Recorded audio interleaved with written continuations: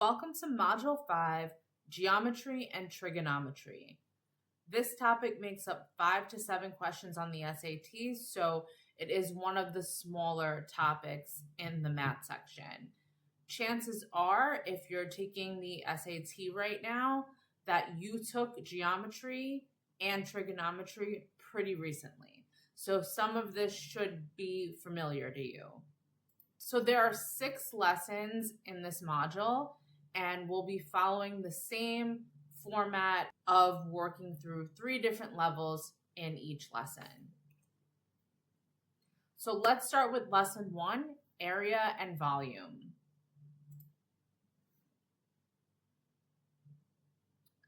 So the SAT often tests your understanding of geometric properties, area, and volume through either straightforward calculations, word problems, or real-world applications. So you will need your reference table for this section of the SAT, and you'll need your reference table a lot during this module. So make sure you have that handy. And I just want to take this opportunity to remind you, don't forget that you have this reference table, right? It's easy to, while you're taking the SAT, just plug along and take the test and forget that you actually have this reference table. Don't forget that you have it. You have majority of the formulas that you're going to need today in this reference table. There are a few that you don't have that you'll have to memorize, and we'll get to that, but majority of them you don't have to memorize. So let's take a look at a straightforward calculation. Find the volume of a cone with radius of 3 centimeters and a height of 12 centimeters. So first thing you want to ask yourself is, what formula am I going to need? So we're going to need the volume of a cone formula, right? So I put that right here. It's V equals 1/3 pi r squared h. Now you want to ask yourself, what do we know here? What are we given? Well, we're given that the radius is 3 and the height is 12. So all we're going to do is substitute 3 for r and h for 12 into our volume formula, right? And once you substitute everything in, you can just go ahead and put this into your graphing calculator, just like this. Or you can simplify it, right? 3 squared times 12 is 108. So 1/3 pi times 108. And you can keep simplifying. And you'll get 36 pi cubic centimeters, right? So a lot of times on the SAT, especially for multiple choice questions, your answers might be expressed in terms of pi, okay? So you're either going to express your answer in terms of pi, or the question will ask you to round it to the nearest tenth, nearest hundredth, nearest integer, or whatever. Then you know you have to multiply by pi. But a lot of times, especially for the multiple choice questions, your answers will be expressed in terms of pi.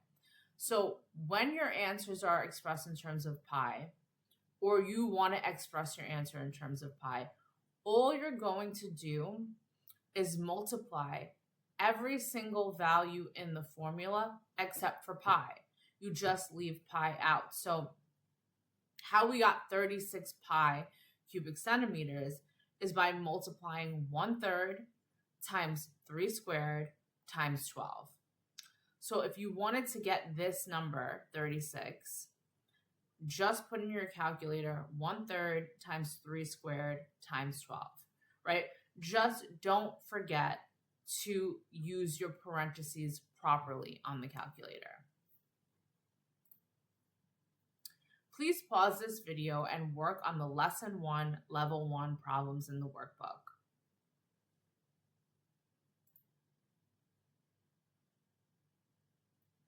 So in Level 2, I'm going to give you some important SAT tips know your units, right? Area is measured in square units and volume is measured in cubic units. Be precise with your measurements. Double check for radius versus diameter and base versus height. This is especially important, right? They will switch things up and sometimes give you the radius, sometimes give you the diameter, sometimes ask you for the radius, sometimes ask you for the diameter. So read the question carefully and express your solutions in terms of pi. That's what I was just talking about in the example from level 1. So let's look at a more complex problem, one that's a little less straightforward. We're going to look at one where we solve for the radius now. So let's see. The volume of a sphere is approximately 44.6022 cubic centimeters. What is the radius of the sphere to the nearest tenth of a centimeter?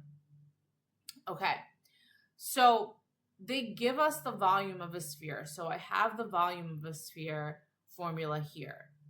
They give us the volume this time, and they want us to solve for the radius. Right, so now our given information, what we know is the volume. So we know the value of V. So what we're going to do is set our formula equal to V, and we'll use inverse operations to solve. So we'll divide both sides by 4/3, which is the same thing as multiplying by the reciprocal, right? So you'll multiply both sides by 3/4. And you get 33.45165 equals pi r cubed. And we'll continue solving for r. So we'll divide both sides by pi, right? And you get 33.45165 over pi equals r cubed. Notice how I just left the pi there, because what you're going to do next is take the cubed root of both sides, and in your graphing calculator, you can just take the cubed root of this expression here. So we'll take the cubed root of both sides, and we get r is approximately 2.2. So notice how this time I did not express my answer in terms of pi. So why didn't I do that? The question said to the nearest tenth of a centimeter. So this question wanted me to round, right? So pay attention to how the question is asking you to express your answer. Let's take a look at a different example where we're going to use the circumference this time. So if the circumference of a standard lacrosse ball is 19.9 centimeters, what is the volume of this ball to the nearest cubic centimeter? Okay, so what do we need here? We need to use the circumference formula first, right? They want us to find the volume. But in order to find the volume, we need to know what the radius is. And the only information that we have here is that the circumference is 19.9. So we're going to use the circumference to solve for the radius first. So we'll take the circumference formula and we're going to set it equal to 19.9 because that's the given circumference. We'll use inverse operations now to solve. So we'll divide both sides by 2 pi, and you get 9.95 over pi equals r. So that's our radius. Now that we have our radius, we need the volume of a sphere formula, right? Because it's a lacrosse ball, so that's a sphere. So all we're going to do now is substitute 9.95 over pi for r. So substituting in, you get 4/3 pi times 9.95 over pi cubed. Put that straight into the calculator, and we get approximately 133 cubic centimeters, right? They wanted it to the nearest cubic centimeter, so in this question, we had to round again.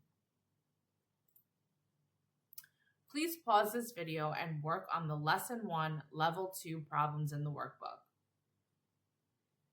In Level 3, we're going to talk about surface area.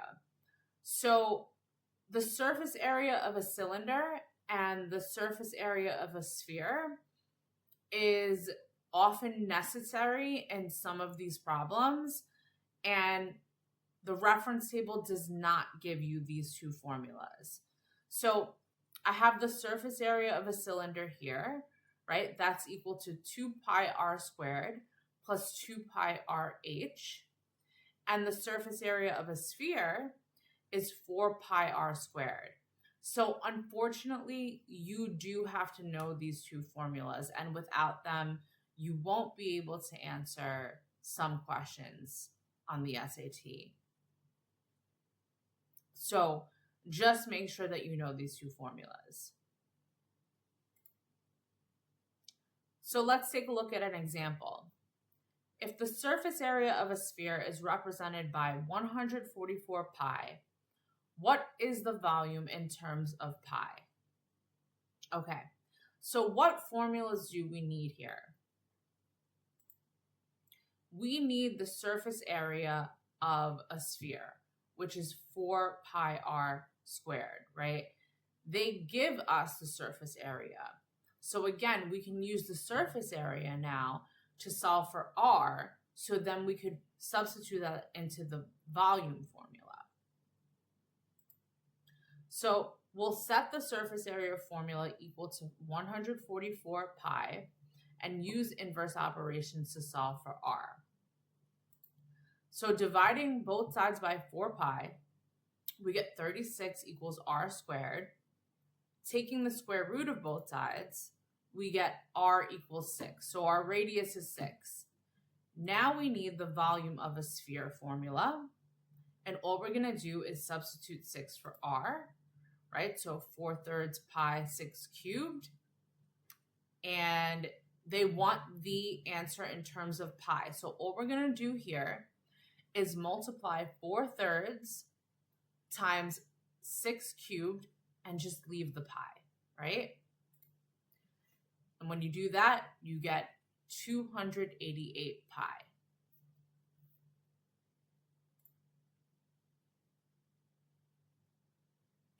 So let's take a look at an advanced problem that involves working with composite shapes.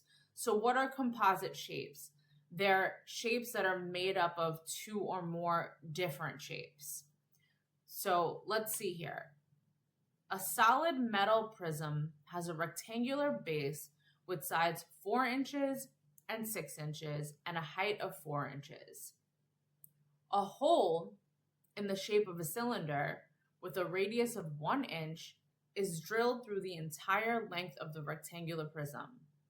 What is the approximate volume of the remaining solid in cubic inches? Okay. So it's a composite shape. So what shapes is our diagram composed of?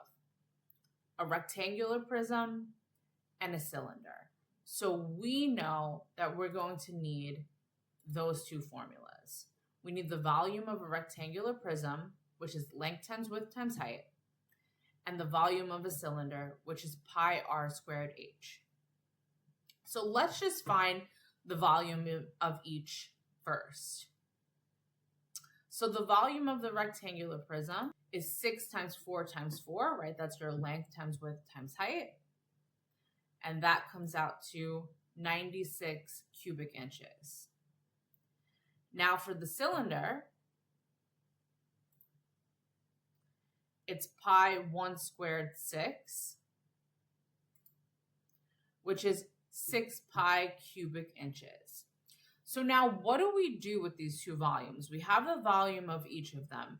What do we do with them, right? So here's where you have to look at the context of the problem. Sometimes you might have to add the two volumes together. Sometimes you might have to subtract them. It really depends on what the problem is about. So in this particular problem, the cylinder represents a hole that is being drilled through the entire length of the prism. So that's actually where I got 6 from, the height, right? Notice how they give us the radius of the cylinder, but they don't give us the height. But we know that the cylinder is being drilled through the entire length of the prism, right? And the length of the prism is 6, so that has to be the height of the cylinder. So we know this hole is being drilled through the prism. So drilled meaning it's going to be taken away, right? So that means we have to subtract the volumes because they want to know what is the approximate volume of the remaining solid after this cylinder is drilled out of the rectangular prism. So we'll do 96 minus 6 pi, which is 77.15, which I rounded to 77 cubic inches because the question asked what is the approximate volume of the remaining solid. Please pause this video and work on the Lesson 1, Level 3 problems in the workbook. Once you're finished with the problems in the workbook, please move on to the next video for Lesson 2.